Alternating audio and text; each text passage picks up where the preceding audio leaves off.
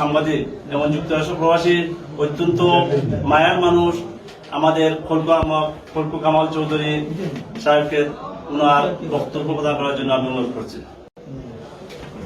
আজকের প্রধান আকর্ষণ হইল নামলকে আমি দীর্ঘদিন ধরে পরিচিত, আজকে দেখা হইল। আর আজকে আপনারা সকল সম্মানিত মেহমান, আসসালামু আলাইকুম। আপনারা কষ্ট করিয়ে আইসেন, আমি সিলেটি ভাষায় বলি, আপনার না আপনারা আন্তরিক মোবারকবাদ জানাইলাম। আর আমি খলকু কামাল, সিলেট শহর আমার বাড়ি, আমার শেখার বাড়ি। আর আমি গত 40 বছর ধরে আমেরিকাতে আছি, আর এখন ইংল্যান্ড আইসি 24 বছর পরে। আর আমার ছোটকাল থাকিও আমার সব, কেউ বিএনপি করে, কেউ আওয়ামী লীগ করে, আমিও তাইনো চিনই, নানো পত্রিকাতে আমি বদলে আছি। আর আমার হইল একটা হবি হইতে পারে, পেশা হইতে পারে।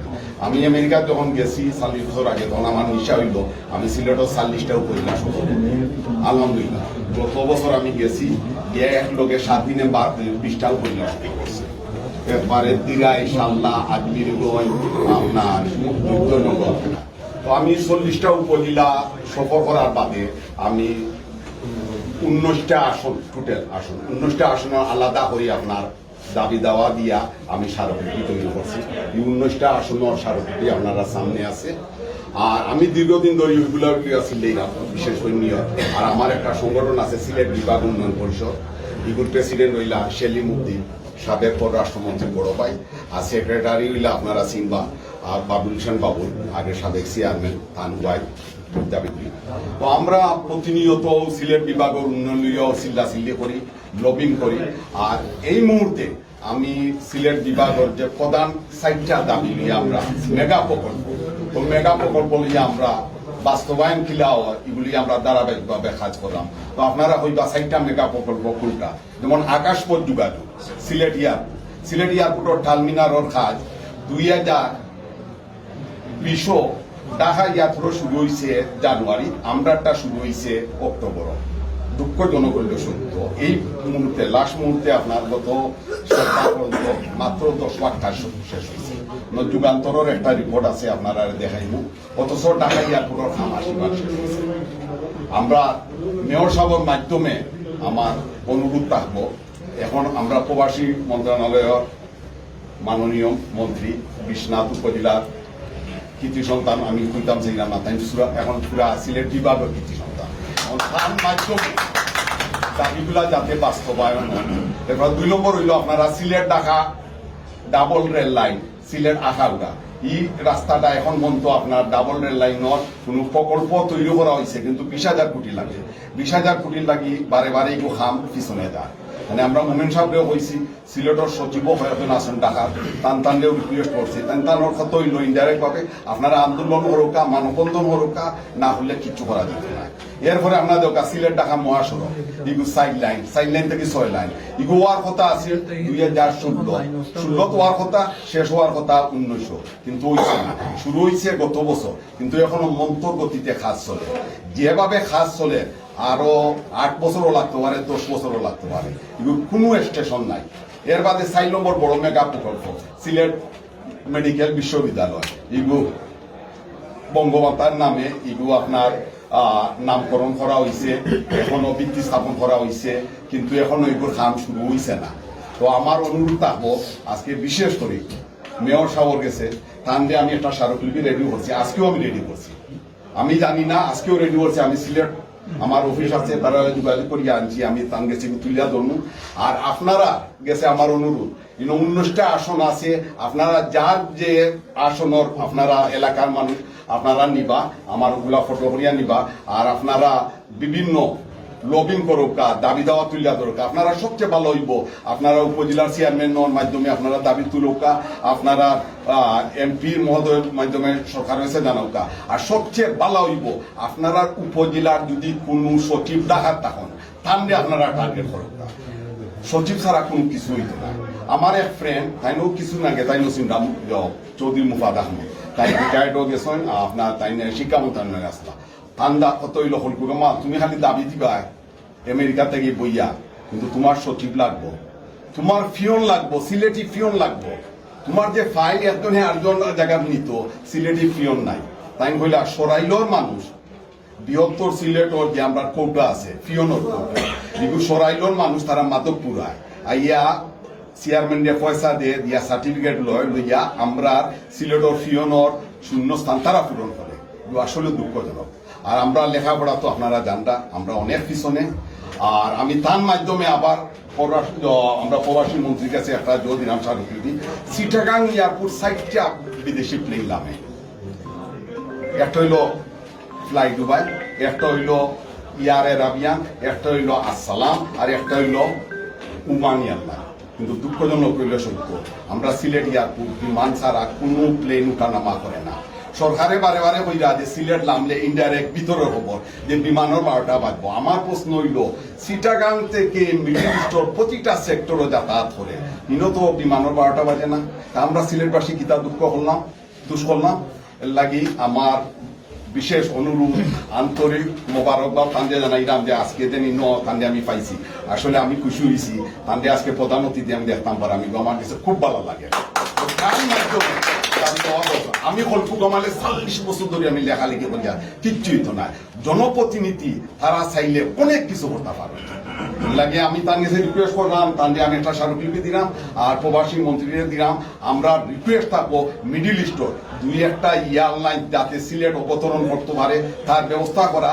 আর তার কাছে রিকোয়েস্ট করলাম আমরা মন্ত্রী সাহেবের সিলেট এয়ারপোর্ট একটা আবার পরিদর্শন করতা যে 10 ভাগ কাম মাত্র হয়েছে।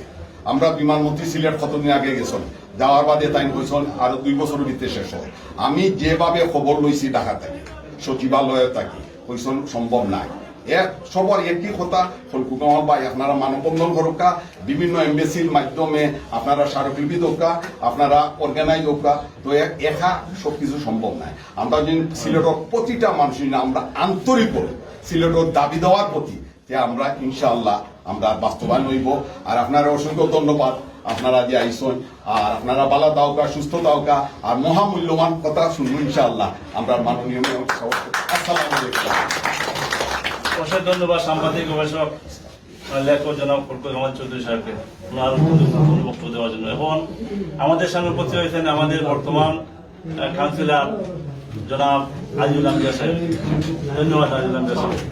এখানে উপস্থিত আছেন সমস্ত ইটালিয়ান রিফিউশনের সম্মানিত সভাপতি সাধারণ সম্পাদক এবং সাধারণ সদস্য। আপনাদেরকে অশেষ ধন্যবাদ আমাদের এই প্রোগ্রাম করতে পারার জন্য। সময়ের সংক্ষিপ্ততার কারণে আপনারা বক্তব্য দিতে পারবেন না। আমরা এখন প্রোগ্রামের শেষ পর্যায়ে আসলে এই প্রোগ্রামকে সাফল্যমণ্ডিত করার লাগে সবচেয়ে বেশি পরিশ্রম করতে হয় এবং পূর্বদায়ীরা আমাদের সম্মানিত আহ্বায়ক কমিটির অন্যতম সদস্য জনাব শাহ নিহাদুল ইসলাম ওনার জন্য একটা হাতে ওই মাত্র আমি আমার বক্তব্য বাড়িতে চাইলাম না।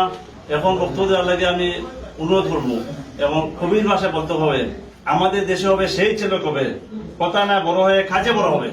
উনি সম্মানিত মুজিবুর রহমান ওনার কথায় এবং কাজে কথায় নয় কাজে প্রমাণ করতেছেন যে একজন সম্মানিত মেয়র এবং গুরুত্বপূর্ণ মেয়র। উনি যখন 1985 সালে উপজেলা চেয়ারম্যান ছিলেন তখন আমি ছিলাম রাজনগরে উপজেলা প্রশাসনের সামনে, সেখানে আমার উনি কিন্তু এই ছোট বয়স থেকে এখন পর্যন্ত উনি যে পরিশ্রম এবং যে সিলেটবাসীর জন্য যে অবদান রাখতেছেন সিলেটবাসীর জন্য যে বলিষ্ঠ কণ্ঠক রাখতেছেন অত্যন্ত সাহসী আমাদের সবার প্রিয় মেয়র জনাব মুজিবুর রহমান সাহেবকে ওনার সংক্ষিপ্ত বক্তব্য দেওয়ার জন্য পরিপূর্ণ বক্তব্য দেওয়ার জন্য অনুরোধ করছি। আসসালামু আলাইকুম। আমি অত্যন্ত আনন্দিত যে আপনারা এই আন্তরিকতার সহিত আমার যে বরণ করা এখানে এবং আপনারা যে একটা সংগঠন এখানে গড়ে তুলছেন শক্তিশালী একটা প্ল্যাটফর্ম। যদিও কিছুটা ত্রুটি বিচ্যুতি আছে এটা পরিলক্ষিত হয়েছে আমরা কাছে গণতন্ত্রের কিছু চর্চা আছে কিন্তু এটা একটু কনস্ট্রাকটিভ না হয়ে একটু ডিস্ট্রাকটিভ পথে গেছে কি যেগুলারে এই সঠিক পথে আনা আমরা মুরব্বীদের এর দায়িত্ব আমারও দায়িত্ব আছে। কিন্তু দুঃখজনক যে আমি কালকে 6টার সময় আমার ফ্লাইট, আমি যদি একটু সময় পাইতাম অন্তত একটা সপ্তাহ সময় পাইতাম তাহলে আশা করি হয়তো আমি একটা সুন্দর একটা পরস্পর একটা সমাপ্তি আমি করতাম পারতাম এই সৃষ্ট সমস্যা। আমরা সংগঠন একটা শক্তিশালী প্ল্যাটফর্মে দাঁড়াইব, যেন গণতন্ত্র থাকবে, নানা মনির নানা মত থাকবো।